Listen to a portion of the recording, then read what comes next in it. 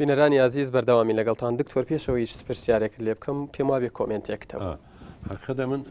کۆمنتەکەم ئەوەیە ینی کە هاتم بە بیرێک هاتم کە ئێمە وەکو دەڵێ فعلەن پرۆفیشنێنال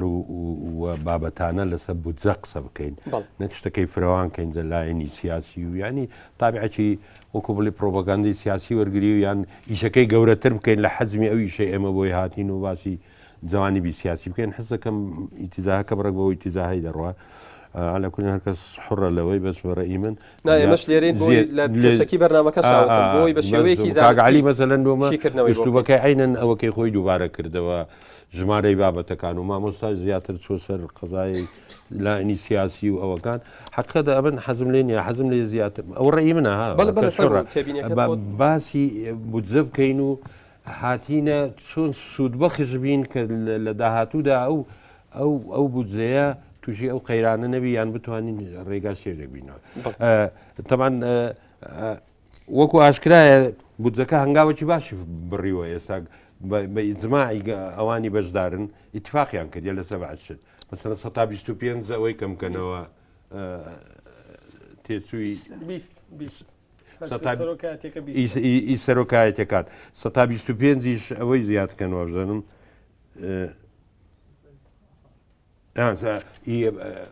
بودجەی بەکاربردن 120 وەزان بەکاربردن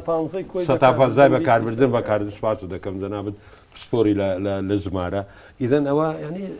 ئیتیزاهاچی باشە ینی بیرکرایتەوە کە پێشتر بودجەکە نالەبار بووە کە ئەو شتانە زێدە ڕۆیی لێکرایە ئەوە خاڵیەکەم دووەمیش کاک محەممەد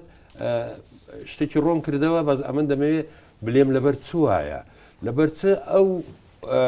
بودجەیە ئامانجی دیار نییە ئاواتی دیار نییە هەدەفی دیار نییە حقیقەت بودجە بەشێکە لە شتێکی گەورەتر کە سیاسی حکوومەتە لە هەرێمی کوردستان کە ئەو سیاسەتە بزرا ئەمە تا ئێستا استراتیزیەتمان نییە لە بۆ پەرەپێدانی کوردستان تا ئێستا استراتیزیەتمان نییە لە بۆ یەک لە کەرتەکانی ئەدەم سادە بکە ئەوانە نییە کە ئەوانە نەبی بودجە باوەڕ هەر ناتوانێت ئەو ناسنامەی خۆی بە خەڵک بزانی کە خزمەتی ئەوها پیشە سازی دەکەم ئەوە خزمەتی کۆمەڵایەتی دەکەم ئەوە خزمەتی پێگەیاندنی کادری کوردی کە ترێنینگ و ئەوەیان لۆ بکەین کە بتانی لە خەڵکەکی بێ پیشە ببتە خەڵکەکی ساحب خاوەن پیشە ئەو شتانە ئەوە دەبی ئەمە سەخت بکەین وە بژدێن حکوومەتی هەرێم دەبی بایەخ بە سیاساتی ئابووری بدا دەبی پەرەپێدان هەبی باوڕت هەبی ئەمە نەبووە لەبەر هۆکاری نەبوونی ئەم سیاسەتە بە ئەم قەستە زۆر جوانە با ئەم پێ لۆ نەبووە ئەمە ئەگەر سەرەتای ئیدارەی کوردی بگەڕێنەوە بیدایەتی لە ئەوەی دەستمان پێکرد لە پاش کشانەوەی ئیدارەی حکومی ئیدارەکەمان زۆر بە ڕەمەچی و بە نەزانی دەگێڕا ئەو من ناوم لێنایەوە ئێستاش هەر پێی دەڵێم تقریبان ئاسەواری ئەو نەوە جۆرە ئیدارەی کۆن هەرمایتەوە ئیدارەی دیفاکتۆ ئەو ڕۆ بڕوێنە خوا کەریمە لۆسبەی ئەو شتە لێرە مشکلێکەیە تەختیلەکە حەلی بکەیت ببوورە قەتاتەکەم ئەوە 20 ساڵ پێش ئێستا بوو بەڵام ئێستا ئێمە بەردەواکەین دەمانەوێت منافەسەی دووبەی بکەین ئەو هەموو قونسولیەتایە لە کوردستان و بەرهێنانی زۆر هەیە ئەمە غەڵەتە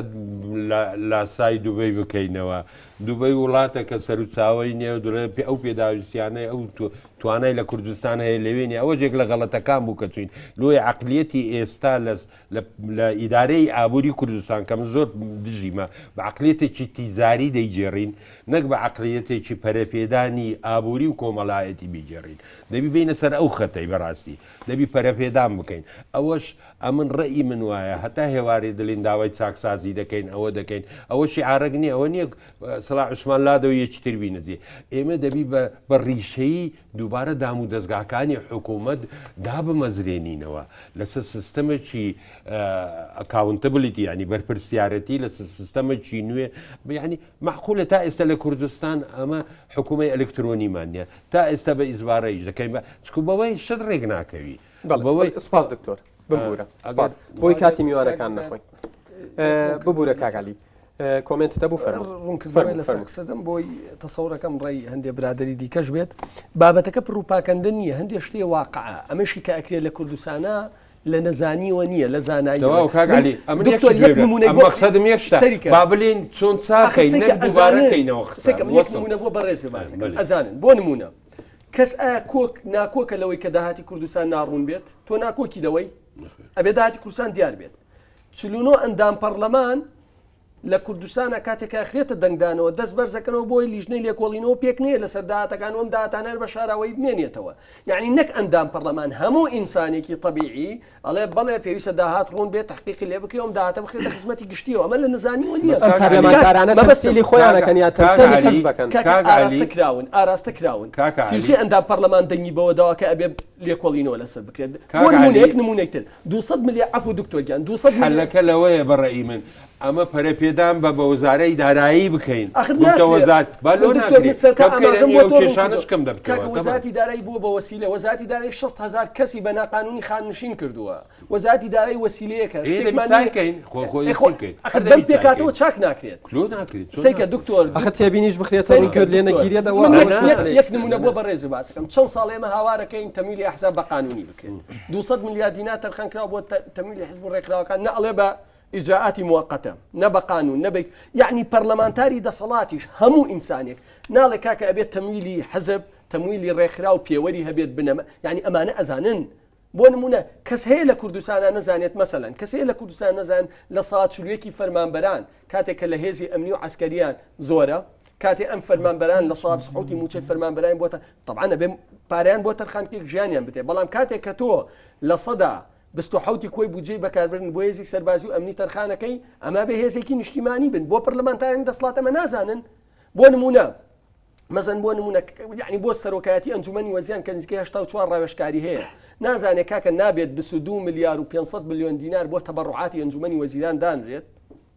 لەسەر چ بنەمایم تەبەڕوعاتێ دەی وە بەکێ دەی کە کۆی یعنی کلێنەکانی بودجە ئەوە نەزۆرن هەموو هاوڵاتیەکی طبیعی مەسەن بۆ نمونە من با چەند نمونەیەکی زۆر کەم و بواسکەم 71 میلیارد دینار بەس ئەدرێ بۆ بنزینی کە بۆ وەزارەتەکانتون هەرچی بنزین ڕۆژانەی بین بۆ کاری کەسی بەکارێت بۆ خۆیان نازان ئەمە وایە جگە لەوەی مەسەن هەر لە خوارتر 28 میلیارد بۆ چاکردنەوەی کاک علی حەل وابێ بڵێ حەل چاوە حەل ئەوەیە سەریکە حەل ئەوەیە ئەم دوو حزب باڵا دەسە قەناعەت بەوە بکەن کە ئیتر نابێت حزب لەسەر بودجەی گشتی بەخێ قسە دکتۆر تۆ مامۆسایت لە زانەوە پرۆپۆزل باشە بەڵێ تۆ مامۆسای دکتۆر تۆ مامۆسای لە زانکۆ یەکەم وانەکە بە تەلەبەیەڵی تۆ لە دارایی گشتیە ئەوەیە کە نابێت داهات و خەرجی گشتی بۆ بەرژەوەندی کەسی بەکار بێت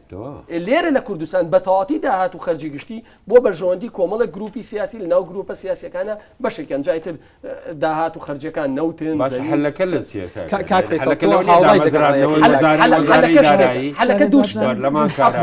حەلەکە دووشتە یەکەم ئیرادەیەکی بەهێز لایەم دوو حزبە دروست بێ کە بێ مڵک و ماڵ و دارایی گشتی بۆ گشتی بێت دووەم دیوانێکی چاودێری دارایی نیشتیمانی دروست بێت کە تحقیق لە ڕقەمانە بکە کە ئێستا پەرلەمانێکن چکە وەرکی پەرلەمانیە تحقیقات کردن لەم ڕقەمانە دڵنیا بینێ کاتێک کە هیچ کام لەمانە نییە بێگومان ئینسان بێ ئومێدێەوە لەوەی ناچار بێ بڵێ بەزانە ناتوانێت ئەم کاک فەیسڵ دێمە لای تۆ داهات هەموو داهاتێک و بە تایبەت داهاتی نەوت دەبێت لە ناو بودجەیە جێ بکرێتەوە و باز بکرێت بەتاکید لەبەرەوەی بودجە کۆمەڵێک پرەنسیپێ یەکی لە پرینسیپەکانی شمولیە یەکی لە پرینسیپەکانی ئەڵێ مەسەڵەن بودجە دەبێت شمولی بێت بە مانای شمولی دەبێت بچووکترین و گەورەترین داهات و خەرجی بە واضحی لە ناو بودجە ڕوون کرابێتەوە نووسرابێت هەرچی بێت هەرچی داهاتێک بێ خواکە یەک دەرزی لێ بێت دەرزیەکە کرا حکوومەت دەرزێکی دەسەکەی حکوومەت بە مادی و غیرە مادی دەبێت داخلی بودجە بکرێ و نووسرابێت اینجا لەنا ئەوەشە لە ناو بودجەی دوو ڕێسا هەیە ڕێسایەکیان یەکیان ئەڵێ داهات نابێت تایبەت بکرێت یعنی مەبەست چییە تاوات نابێت تایبەت کرێ ئەو داهاتی کە دەستەکەوێت نابێت بڵێ داهاتی حکوومەت داهاتێکی دەستەکەوێت 100 دینارە نابێت بۆ شتێکی معینی دیاری کات بڵێ ئەم 100 دینارە بۆ ئەمەیە و خەرجیەکانیش دەبێت بە کۆ بێت یعنی تۆ مەبەستم چییە مەسەڵەن ئەو داهاتێک کە حکوومەت دەستێکە مەفروضە هەموو داهاتەکە کۆی داهاتەکە دابنرێ ئەو وەختە بێ ئەم کۆی داهاتە دابش بکرێت بەسەر هەموو خەرجەکانە یعنی ناکرێ حکوومەت بێت وەکەوەی ئێستا پاشکۆیەکی نردوو بۆ ینی ملحقێک ڕۆشتووە لە ملحقەکە کۆمەڵێک داهاتی ناوە خۆی دابشی کردو تەوزیع کردو بەسەر کراوەتەوە بە خەرجی دابشی کردووە ئەمە لەناو بەپێی قانونی بودجە پرینسیپەکانی بودجە ئەمە ناقانونیە یعنی ناکرێ حکوومەت دەوە بکە مەفروضە حکوومەت ئەو پارانە دەبێ هەمووی پێکە کۆ بکرێتەوە بڵێ ئەوەندە داهاتمێ سەر لە نوێ داباشی کاتەوە سەر هەموو کارتەکانە دەبێ وا بکرێ هەرچی وانە بێ ئەمە ناقانونیە یەکێکە لەوەی کە مەسەلەن لەوەی کە خەلەلە لە خەلەلێکی قانونی لەناو بودجە ناپێوە کاک فەیسەڵ کە لایەنەکانی ئۆپۆزیسیۆن ئەڵێن بودجە شەفاف نییە داهاتی نێو شەفاف نییە غەدرەکەنیان حەقیانە خۆی حەقا خۆت لە قسەکانتە ئاماژەی پێ دەیکات من قسە لەسەر علمەکەم بەڵێ قسە لەسەر نظامەکەم قسە لەسەر قانونی موازنەکەم موازنە قانونە کۆمەڵێک پرەنسیپی هەیە هەموومان زانین ساڵانە بێ ساڵانە بێ دەبێ موازنە وحدەیەکی متەکاملە نابێ پارچە پارچە بکرێ موازنە شمولیە دەبێ هەموو داهاتەکان بە وازحی دیاریکرا ئەوەندەمە بەو کەناڵانە بۆ خەرجەکان بۆ شێوە ئەڕوا ڕێسای خۆی هەیە هەرێک لەمانە ڕێسای خۆیە خاڵێکی ما پرەنسیپێکی تری هەیە ڕەنگە دکتۆریش ئەزانێ ئەوەی کە پێوترێ تەوازن اقتصادی ئەوانە تەوازن هەبێ ینی بودجە دەبێ تەوازن هەبێ و تەوازن ڕەنگە ئێستا ئەوەی کلاسیکەکانە ئێستا نەماوە زیات وشکۆ احتیمامی کێونی پێ نادرێ لەبەرەوە دەبێ ئەم خاڵانە لەناو بودجە موازنە دەبێ ئەمانەی تیاابێ بۆیە پێوترێ موازنە جیاوازە لەگەڵ میزانیە ئەوەی وەزعێکی محددە موازنە پێشبینیکردنە و خەڵاندنە کاک فەیسەڵ تا چەند تەبیعیە وەزیری دارایی بڵێت من ئاگام لە داهاتی نەوت نییە وەزیری سامانە سروشتەکانیش ئەڵێت ئیشی من پارە دەرکردنە ئیشی من ئەوە نیە بزانم داهاتەکە چەنە و گرفتی سەرەکی گرفتە سەرەکیمان لەمەیە ینی لە بودجەی 2011 لە مادەی حەفدەی یاسای بودجەی 2011 شتێک داخل کراوە بۆ نەسەکەی دەبێت داهاتە نەوتەکانی هەرێمی کوردستان بخرێتە نێو سندوقی داهاتە نەوتیەکان کە بەپێی مادەی 15 یاسای نەوت و گاز هەرێمی کوردستان ژمارە 22 ساڵی 2007 دیاری کراوە یعنی ئەمە دەبێت هەموو داهاتەکان بێ من سەیرم لە دێوەزیری سامانە سروشتەکان ئەڵێ من پارەکەم نردووە وەزیری دارایی ئەڵێ من ئاگام لێ نییە بەڕاستی ئەوە دەبێت ئەو دۆ خۆیان ساقیکەنەوە دەبێت ئەو دۆ خۆی ئەو دووە دەبێت مەفروضە ئەو دووە خۆی ئەو دوو وەزارەتە دەبێت ساقیکەنەوە ینی مەجمەلی نهایی دەبێت حکوومەت بەڕسمی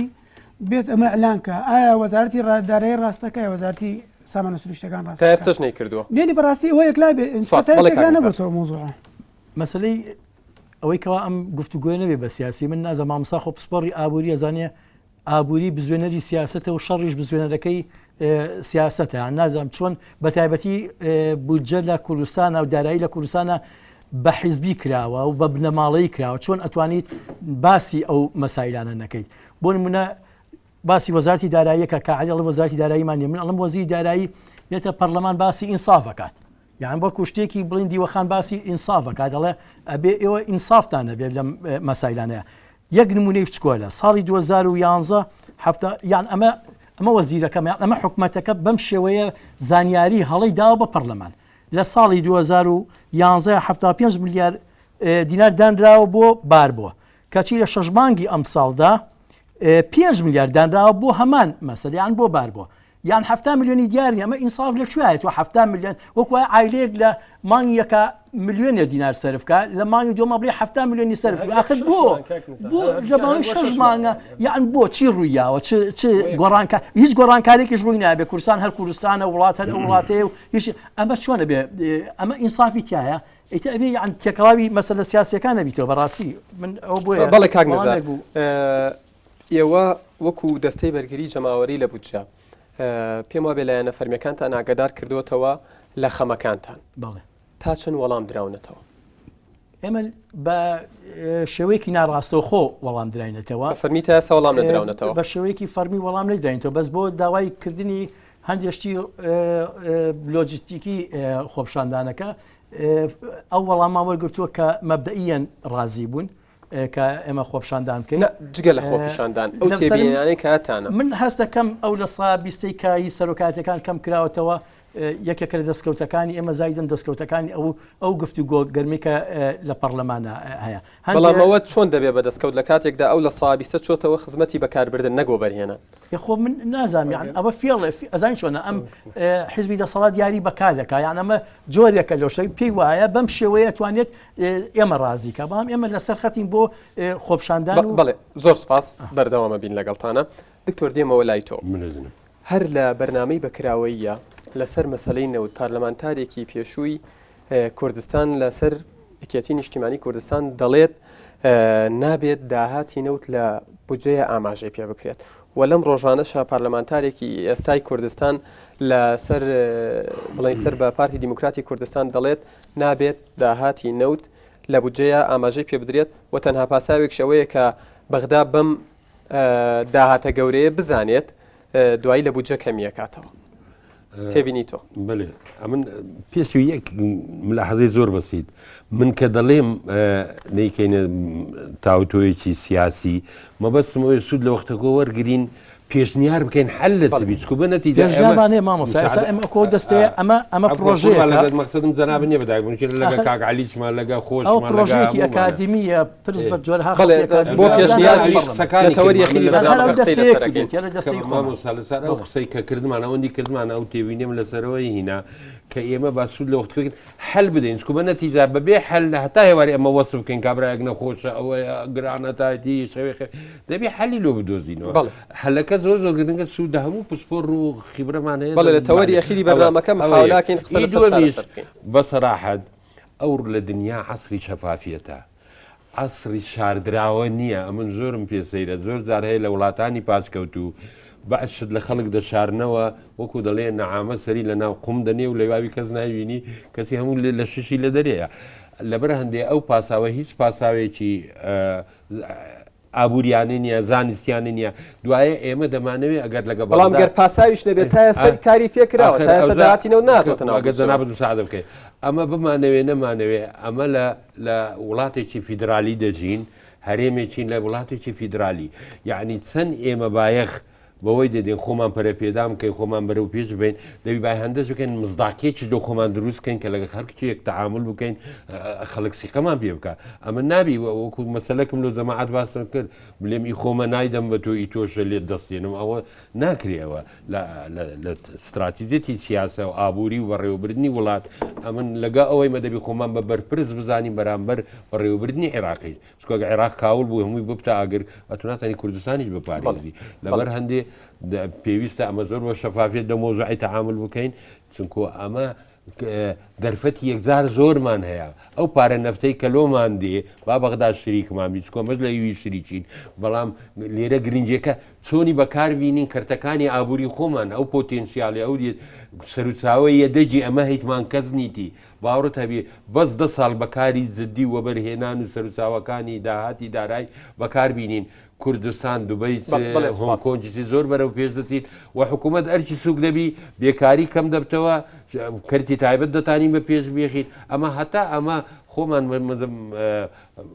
ئەوە بکەین پابند بین بە بەداهاتی حکوومەت و کەرتی تایبەت نەبژینەوە کەرتەکانی ئاوی نەبژینە قەت خەیرانی مەتەوە. بەڵێ سپاسبینەرانی عزیز ئێستا کاتی ئەوەیە کە میوانەکانی پشت مێزەکە پرسیارەکانیان ئاڕاستە بکەن. فەرموو. سەرەتا دەستخۆشی بەرنامەکە لێ دەکەم بە خێراتنی و میوانە بەڕێزانەکەم من پرسیارێکم لە کافەی سەڵەیە ئایا پەسەندی خۆشە بڵێ ئازیەت نەبێت سەدیق قادر کۆلێژی بازرگانی بەشی ئابووری ئایا پەسەندکردنی بودجە بەم شێوەیە یان دواکەوتنی بەهۆی کەسانی ناشارەزا و پسپۆڕە لە وەزارەتی دارایی یاخود دەستگرتنی ئەم کەسانەیە لەلایەن حزب و لایەنە سیاسیەکانەوە؟ زۆر سوپاس. پرسیاری تر نەبوو؟ سوپاس. هەڵۆ جەلال قۆناغی یەکی ئابووری سێ پرسیارم هەیە پرسیارە بۆ مامۆستا فەیسەڵ و پرسیارێک بۆ کاک نزار و پرسیارێکیش بۆ دکتۆر ئەگەر جوابم بنەوەیەکی لە پرسیارەکان بۆ کاک فەیسەڵ ئایا کەرتی تایبەتی وەبەرهێنان بۆ دیاری ناکرێت لە چی بوارێکا وەبەرهێنان بکرێ ینی بۆ نمونە ئەو شەریکانی کە هێن زۆرتر ئەو پرۆژانەکەن کە مەترسی کەمە بۆ نمونە دروستکردنی خانوو بە پاری هاوڵاتیان بۆ ناچن لە بوارەکانی ترە کە وەکو شتێکی لێ هاتووەکو کارەساتی لێ هاتووە لە بواری بەرهەمێنانی ناوخۆیمان نییە بۆ لەو بوارانەیە حکوومەت هەوڵ نایە ئەو کەرتە تایبەتیانە لەو بوارانەیە ببوژێنێتەوە هاوکارێکی باشتریان بکە. پرسیارێکی تریش بۆ کاک نزار لە یەکەم وتاریاوتی ئەو کەسانی کە ئامادەن لە لیژنەکەمانە ئەزمموی خۆپیشاندانیان هەیە من ئەڵێم کاک نزار ینی ئەزمون دە خۆپیشاندانە واتە چی ینی بۆ کەسێک ینی ئەوکو لیژنەکەتان کە پێکهێنراوە بۆ پەیوەندیتان نەکردووە بۆ کەسانی کە لە بواری ئابووریە بۆ چەندها زانکۆ هەیە لە سلێمانی و لە هەولێر و لە شوێنەکانی ترە بۆ داوا لەو کەسانە نەکراوە کە بێنە ناو گروپەکەتانەوە. دوای ئەوە تۆ داوای واکەی کە دامەزراندن بکرێ، ئەگەر دامەزراتن بکرێ ئەوەی تر کارەسات ڕۆیە لە کوردستان ئاوازانیت حەزەکەم ئەوە ڕوون بکەیت و ئەین دامەزراندن لە چ بوارەکە بکرێ بۆچی بکرێت لە ئێستاە. بۆ دکتۆریش دکتۆر سەڵاح ڕێگا ئابوووریەکان چین بۆ چارەسەرکردنی هەروەها بۆ چارەسەرکردنی بودجە کەلێنەکانیەوە ڕێگاکان چین وە گفتوگوی گەرم لە ئیساکە لە پەرلەمانە هەیە. واتای چی؟ واتای دواخستنی ئابووری با بڵێن جموجۆڵی ئابووری لە بازاڕایە چاکردنی. ئەمە پرسیارێک وە پێشتر بۆ بەرنامە ڕێژی بۆ نەکراوە بۆ لە ئیسانی ڕۆژانە دوا ئەخرێت سەبەبەکانی چین؟ سپاس. زۆر سپاس بۆ میوانە بەڕێزەکان، سپاس بۆ بەڕێزیشتان. چەند پرسیارێک لە لایەنە هۆڕیانەوە ئاراستە میوانەکان کرا، بەڵام یەک دوو نوقتە هەیە زۆر بە کورتی وەکو میوانێکی بەرنامەکە کە هەستمان پێ کردویان ڕەنگە پێویستمان بە ڕوونکردنەوەی زیاتر بێ خامزە لە لامان تۆزێک باز لە دامەجاندنی کادری حیزبی و ڕێکخراوەی یەکرێت لە وەزارەتی دارایی. پرسیارەکەت بۆ کێ ئەرک نەبێ؟ پرسیارەکەم بۆ میوانی چوارەمتە. کاگالی دامەزانی کارمەند و کادری حیزبەکان لە وەزارەتی دارایی. منەڵێم بە بەڵگەوە ئەگەر هەبێت شتێکی وە تەنها بۆ حیزبەکانی دەسەڵات بێت، ئەو دەتوانێت پێمان بڵێ ئایا بۆ حیزب و گروپ و بزوتنەوە سیاسەکانی کوردستانەیان تەنها بۆ حیزبەکانی دەسەڵات. یەک دوو ئەرکی ئێوە مەبەسم لە هەر چوار میوانەکەیە و هەموو هاوپیشەکانی بەڕێستان وەکو شارەزار ڕەخنەگر ڕەخنەگر مامۆسای زانکۆ ڕۆشنبیران لە چارەسەکردنی کێشەکانی بودجە بە تایبەت ئابووری ناسان و شارەزانی بواری ئابووری شەگرێتەوە و هەوڵەکانتان چ ئامانجێک گەشتوتە چ ئامانجێک ئایا توانیتانە نوێنەرایەتێکی ڕاستەقینەی یەک ئەگەر معارزن جەماوەرەکەتان و خەڵکی شەقام خەڵکی ناڕازی ئەو خەڵکانەی وا دەبین کەم و کورتێکی تاو هەیە لە بودجەدا بگێنە ڕایگشتی و دەسەڵات هەوڵەکانتان ئەوەیە ئەمان وەکو ئابوورینە ئەوانەی کە شارەزانێ لە مەجای ئابووری ئەرکیان چییە لە قسەکردن لەسەر بودجە و کلێنەکانی بودجە و هەوڵەکانیان چی بووە کە هەوڵەکانیان چی بووە هەنگاوی ئەمەلینەوە یاخود هەر دەرکەوتنە لە ڕاگەیانەکە بوو. وڵای یەک پرسیاری ترم هەیە دەمەوێت بۆ ڕوون بێتەوە زۆر بە کورتی لێرە و لەوێ لە معارز و لە بەشێکی لە حەزبە سیاسیەکانە لە خەڵکانی شارەزا باز لە زۆری دامەزاندن یاخود ڕێژەیەکی بەرچاوی هێزی پێشمەرگە و هێزی چەکدارەکرێت بەریەکەوتنێک هەیە ینی بەداوای لێبوردنەوە کامەیە بۆم ڕوون بێتەوە. پرسیارەکە چییە؟ پرسیارەکەم ئەوەیە بۆ لە کاتێکە کە ڕوبەڕووی جەماوەرە بنەوە بەرامبەر بەدەسەڵات داوای زۆر دامەزاندنی دەرچوانی زانکۆپی مانگەکان و دامەزراندن یاخود هاوتاکردنی موچەی فەرمانبەران و هێزی چەکدارەکرێت هاوشێوەی ناوەند و بە پێ چاوانەشەوە بمبورە لە کاتێکە کێتە سەر مەسلەی تەزەخوم لە بودجەوانە باسی زیاد دامەزاند نەکرێت بێ بەرنامەی هەیە لە دامەزاندن و زۆر دامەزراوە و هێزی چەکدار موچەی زیاد پێ دەدرێت یاخود زۆر مەبەستت گەیشتووە. زۆر سپاس بۆ بەڕێز. دوای ئەو فەرموو. زۆر سپاس بۆ بەرنامەکەت. من کێوان غەفور پرسیارەکەم بۆ کاک عەلیە ئەگەر عەزیز نەوێت بە بەڵگەوە بەڕێستان دەتوانن پێمان بڵێن ئەو داهاتوو بودجەی وەزارەتی دارایی کە ناچێتە خەزیێنەی گشتیەوە بۆ کێ دەچێت؟ سپاس. بەڵێ سپاس.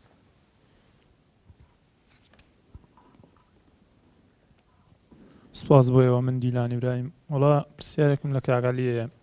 کاگالی وتی بڕێکی زۆر بۆ نمونەیەشێنە لە سەرفکردنی بەنزینە وتی بۆ نازام 7 ملیۆن بۆ 7 ئەوە بوو ملیار. باش تۆ پێ وایە لێرە هەر حکوومەت تۆمەتبارە بەوەی بۆ نمونە ئەو سیارانی کە ئابرێتە دەرەوەی وەزارەتی ڕۆشنبیری هەیە تەندروستی هەیە زۆر باش. ئایا ئەوانی وەزارەتی ڕۆشنبیری تەندروستیان هەر لایشتی کە سیارە لە دوای دەوام بەکارێن و ئەو بودجێ ئەو پارەی سەرفەکەن ئەوانە هەمووی تۆ پێ وایە کادری حزبین یان ئاخر تۆ لایەنەکان تۆمەتبار کرد کە ئەندا پەرلەمان هەیە ئەزانێت کەوایە و بەڵام بێدەنگەت بە لەبەری لە حەزب و ئاعازی پێدرێت ئایا پێ وایە کەوانە کادری حزبی بن ئەو کەسانی لە دوایەوە سیارە بەکارن پرسیارێکی دووەمیشم بۆ کاکنزارە کاکنزار ئێوە وەکو داکۆی کەرێکلاوەی لە بودجە و ئەوە چی تیبینەکانتان کە هەیە پێشتر نردوتانەتە پەرلەمانیان چاوەڕی لایەنێکەکەن کە بڵێ بودجە تێپەڕێنرا و کەم و کوڕی هەیە ئەو کاتێ وەچنە سەردادا پێت وایە کە بودجە پەسەند کراوە تۆ خەڵکت بردە سەر جادە ئەو کاتە خاڵەکان خستە بەرچاو لەسەر شەقام چارەسەرەکرێت یان ئەگەر پێشتر تۆ ئێوە پێشتر ئەو گروپەتان ڕاگەیان ئەگەر پێشتر ئەو خاڵانی خۆتان بناردا پەرلەمان ئەو کاتە جێبەجێ نەکرا لەوە پێم وابێ خەڵکێکی زۆرتریشتان لەگەڵا بوو سپاس بۆ سپاس بۆ تۆش فەرموو من سەردەژ محەممەد پرسیارێکم بۆ کاکعالیە بوو